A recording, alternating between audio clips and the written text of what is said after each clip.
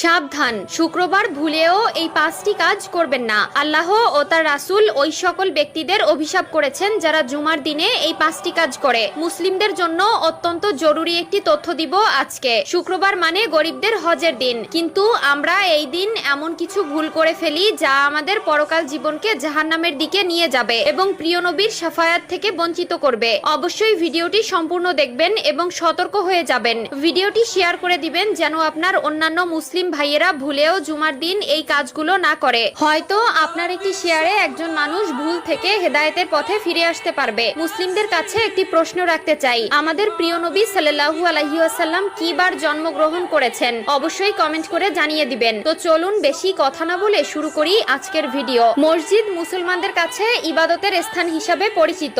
এরপরও আমরা মসজিদে এমন কিছু কাজ করে থাকি যা মসজিদের পবিত্রতা নষ্ট করে। তাই মসজিদের পবিত্রতা